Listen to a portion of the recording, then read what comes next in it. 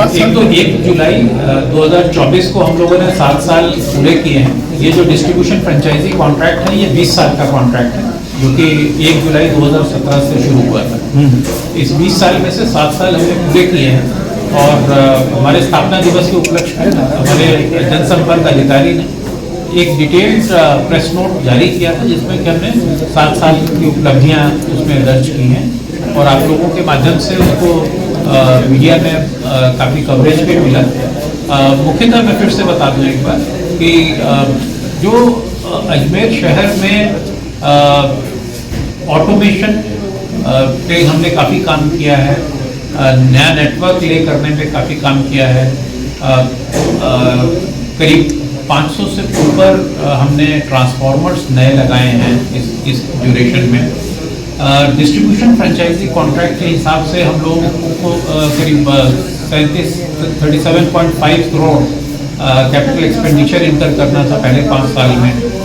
उसके अगेंस्ट हम लोगों ने 120 करोड़ रुपया कैपिटल एक्सपेंडिचर में इन्वेस्ट किया है, जिससे कि जो बुनियादी ढांचा है बिजली डिस्ट्रीब्यूशन का, वितरण का, उसको मजबूती प्राप्त हुई है।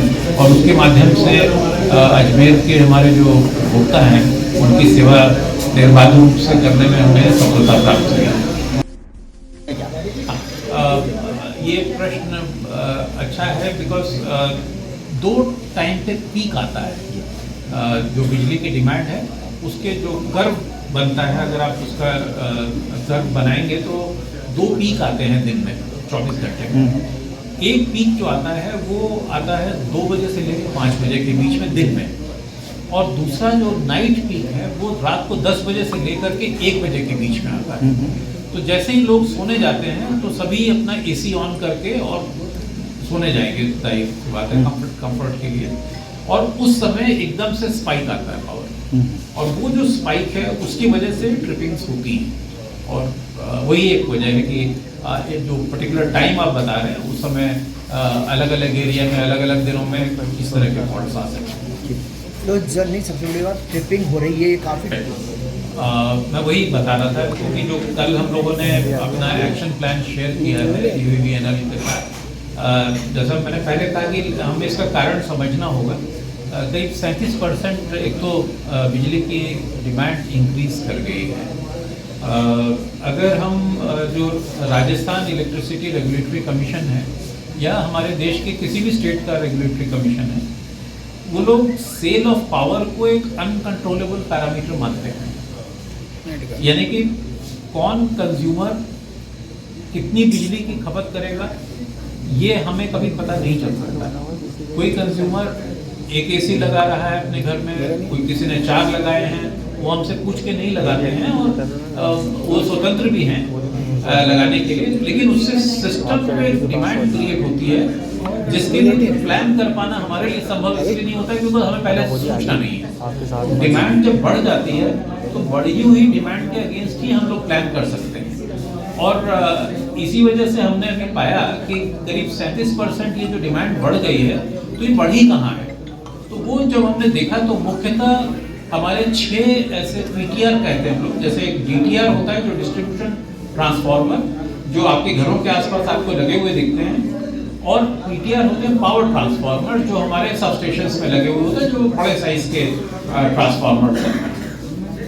6 ऐसे ट्रांसफार्मर्स हम लोगों ने आइडेंटिफाई किए हैं जिनको कि ऑगमेंट करने की, यानी कि उनकी कैपेसिटी बढ़ाए जाने की आवश्यकता है।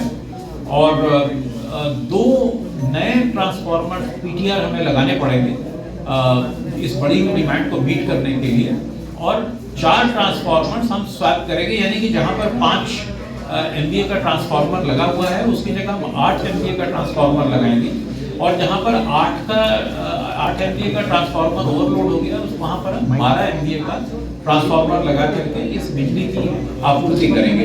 एक तो ये था। दूसरा, हमारे कुछ फीडर्स हैं 33 kV के और 11 kV के जो ओवरलोडेड हैं, उन फीडर्स को भी हम फर्दर स्ट्रेंथन करने जा रहे हैं। कुछ एडिशनल फीडर्स ले करेंगे। हमने कल AVVNL के MD साहब और चीफ इंजीनियर साहब के माध्यम से ये भी उनसे निवेदन किया कि RVVNL को बोल करके हमें एक आध जगह पर एक्स्ट्रा बे चाहिए होगी ताकि हम एडिशनल फीडर्स आरवीवीएनएल के ग्रिड से निकाल करके और अपनी व्यवस्था को और सुदृढ़ करें। तो उन्होंने भी आश्वासन दिया है कि वो अपने प्रयास से हमारी पूरी मदद करेंगे और ये अगले आने वाले 3 से 4 महीनों में ये व्यवस्थाएं हम लोग कर लेंगे, जो मैंने अभी आपके साथ डिस्कस की। सर शहर में व्यवस्था जो सर एक तो 1 जुलाई 2024 को हम लोगों ने 7 साल पूरे किए हैं। ये जो डिस्ट्रीब्यूशन फ्रेंचाइजी कॉन्ट्रैक्ट है ये 20 साल का कॉन्ट्रैक्ट है, जो कि 1 जुलाई 2017 से शुरू हुआ था। इस 20 साल में से 7 साल हमने पूरे किए हैं और हमारे स्थापना दिवस के उपलक्ष्य में हमारे जनसंपर्क अधिकारी ने एक डिटेल्ड प्रेस नोट जारी किया था, जिसमें कि हमने 7 साल की उपलब्धियां उसमें दर्ज की हैं और आप लोगों के माध्यम से उसको मीडिया में काफ़ी कवरेज भी मिला। मुख्यतः मैं फिर से बता दूं एक बार कि जो अजमेर शहर में ऑटोमेशन पे हमने काफ़ी काम किया है, नया नेटवर्क ले करने में काफ़ी काम किया है। करीब 500 से ऊपर हमने ट्रांसफार्मर्स नए लगाए हैं इस ड्यूरेशन में। डिस्ट्रीब्यूशन फ्रेंचाइजी कॉन्ट्रैक्ट के हिसाब से हम लोगों को करीब 37.5 करोड़ कैपिटल एक्सपेंडिचर इनकर करना था पहले 5 साल में। उसके अगेंस्ट हम लोगों ने 120 करोड़ रुपया कैपिटल एक्सपेंडिचर में इन्वेस्ट किया है, जिससे कि जो बुनियादी ढांचा है बिजली डिस्ट्रीब्यूशन का वितरण का उसको मजबूती प्राप्त हुई है और उसके माध्यम से अजमेर के हमारे जो उपभोक्ता हैं उनकी सेवा निर्बाध रूप से करने में हमें सफलता प्राप्त हुई है। तो ये हमारे कुछ सर आपने जब से ज्वाइनिंग ली है तब से क्या कमियां आपको नजर आई है टाटा पावर में? अभी इनफैक्ट जैसा मैंने कहा था अभी पहले कि गर्मी का जो मौसम आता है तो वो हमें टेस्ट करता है, हमारी तैयारी को भी टेस्ट करता है और इस साल भी कुछ वैसा ही हुआ कि हम लोग इतनी बड़ी एक पावर डिमांड जो बढ़ी है उसके लिए शायद तैयार नहीं थे, क्योंकि करीब 37% पावर डिमांड बढ़ गई है as compared to quarter of last financial year, same first quarter of last financial year. और उसको पूरा करने के लिए अभी नए ट्रांसफार्मर्स हम लगाने जा रहे हैं। करीब करीब हमारी दिल्ली से भी हमने अपने कुछ विशेषज्ञों को बुलाया है और उनके साथ हम लोगों ने काफ़ी गहन चर्चा की है, सर्वे किए हैं, फील्ड सर्वे किए हैं, सिस्टम कंस्ट्रेंट्स को नोट किया है और करीब करीब 30 करोड़ रुपए का कैपिटल एक्सपेंडिचर आवश्यक होगा इन चैलेंजेस को मीट करने के लिए और उसी की डिटेल, उसका ब्यौरा हमने कल साझा किया अपने जो एमडी एवीवीएनएल हैं और चीफ इंजीनियर साहब हैं उनके साथ। और आने वाले 1 साल में ये कैपिटल एक्सपेंडिचर हम लोग इनकर करेंगे और एक बार जब ये हो जाएगा तो उससे हमारा बुनियादी ढांचा इतना मजबूत हो जाएगा कि आने वाले एटलीस्ट 3 से 5 साल बिजली व्यवस्था अजमेर शहर में सुचारू हो जाएगी और निर्बाध रूप से बिजली वितरण का कार्य जारी रखने में हमें कामयाबी मिलेगी। सर सालों से शायद टाटा के पास रहा हो, हालात आज भी नहीं बदले हैं। घोषित जो आपकी बिजली कटौती होती है वो तो होती है, लेकिन इसके अलावा शहर के अधिकतर क्षेत्रों में अघोषित बिजली कटौती जो होती है उससे पब्लिक परेशान है। जी देखिए, बिजली कटौती एक अलग टर्म है, उसको इस तरह से समझना चाहिए कि जैसे राजस्थान राज्य जो है वो अपनी बिजली आपूर्ति के लिए जो जनरेटिंग कंपनीज हैं उनके साथ लॉन्ग टर्म पीपीए कहते हैं हम उसे, पावर परचेज एग्रीमेंट करते हैं और अपनी बिजली की आवश्यकता के अनुरूप वो बिजली की व्यवस्था करते हैं। अक्सर देखने में आता है कि जब गर्मी के मौसम में विशेषकर जबकि मांग जो है वो की गई व्यवस्था से भी बढ़ जाती है, तो अब उस गैप को बीट करने के लिए ये आवश्यक हो जाता है किसी भी राज्य के, सभी राज्यों में ऐसा ही होता है, ऐसा नहीं कि राजस्थान में हो रहा है, सभी राज्यों में ऐसा होता है कि जो गैप है डिमांड और सप्लाई का, उसको मीट करने के लिए उस गैप को डिस्ट्रीब्यूट किया जाता है अलग अलग एरिया में, अलग अलग डिस्ट्रीब्यूशन कंपनी में, डिस्ट्रिक्ट्स में, इवन कंज्यूमर्स में। तो सबसे पहले प्रयास ये रहता है कि जो बड़े कंज्यूमर्स हैं, जो बिजली अधिक खर्च करते हैं, उनको पहले उसमें योगदान देना चाहिए।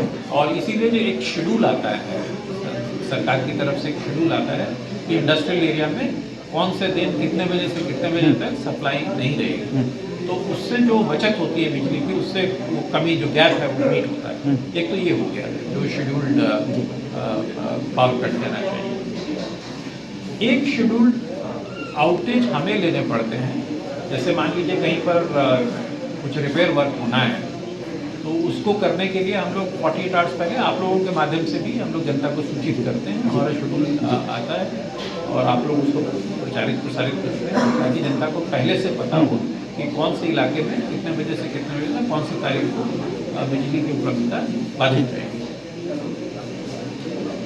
इसके अतिरिक्त क्या होता है कि कई बार कुछ फॉल्ट्स हो जाते हैं जो कि नॉर्मली एक्सेसिव डिमांड की वजह से होते हैं, कि सिस्टम में प्रेशर ज़्यादा आता है और कोई ना कोई इक्विपमेंट, कोई केबल फॉल्टी हो जाती है।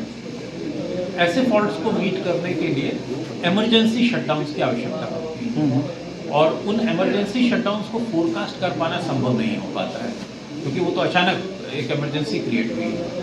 और इन इमरजेंसी शटडाउन्स को लेकर के हम सिस्टम को दोबारा से व्यवस्थित करके और सप्लाई को सर, लेकिन इन दिनों कई बार देखा गया कि रात को 11 बजे बाद ही बिजली ट्रिप क्यों हो रही थी? अधिकतर क्षेत्रों के अंदर, शहर के अंदर रात को 11 बजे उसमें हमें जो भी सीमित प्रयास हम लोग कर पा रहे हैं, उसके अतिरिक्त मुझे आप लोगों की और आप लोगों के माध्यम से जो हमारे उपभोक्ता हैं उनकी बहुत मदद चाहिए, क्योंकि जब ये बरसात का मौसम आता है तो करंट लीकेज की प्रॉब्लम्स नोटिस में आती हैं, क्योंकि जो जैसे पार्क हैं, पार्क की मेटल फेंसिंग है या कोई आयरन पोल है, उनमें कई बार करंट आता है। तो हमें जैसे ही आप लोग सूचना देंगे, हम तुरंत उसको अटेंड कर पाएंगे। हमारे अपनी टीम भी एक ड्राइव लेती है, मॉनसून ड्राइव हम उनको उसको कहते हैं, जिसमें कि हम लोग जितने भी जो जहाँ की पब्लिक फुटफॉल काफ़ी ज़्यादा है और ऐसे इलाकों में जा करके हम लोग खुद चेक करते हैं कि कहाँ पर करंट लीकेज हो रहा है। प्रोसेस के अलावा सर डायरेक्ट नंबर भी जहाँ पे सूचना देते हैं, व्हाट्सएप मैसेज? जी बिल्कुल, हमारा डायरेक्ट नंबर है, जो हमारा कॉल सेंटर का नंबर है, आप वहाँ पे सूचना देंगे तो हमारे लिए बहुत सुविधा हो जाएगी। नंबर बताना सर, बरसात के सीजन में आम जनता को क्या? मेरी अपील है, मैं पहले भी एक बार अपील कर चुका हूँ, मैं दोबारा आपके माध्यम से अपील करता हूँ हमारे अजमेर के उपभोक्ताओं को, अजमेर की जनता को, कि अगर आपको कहीं भी किसी भी जगह पर कोई करंट लीकेज की शिकायत देखने को मिलती है, तो आप तुरंत हमारे कॉल सेंटर नंबर पर या हमारे व्हाट्सएप नंबर पर हमें सूचित करें। हम जल्द से जल्द, बिकॉज ये सबसे इमरजेंसी कंप्लेंट होती है फायर की और ये करंट लीकेज की, ये टॉप प्रायोरिटी पर हम इसको अटेंड करते हैं ताकि किसी को भी किसी प्रकार की कोई क्षति न पहुंचे उस करंट लीकेज की। सर, शहर में कई जगह देखेंगे कैसे खुले बॉक्सेज हैं, उनके तो बहुत सेवन किया जाए।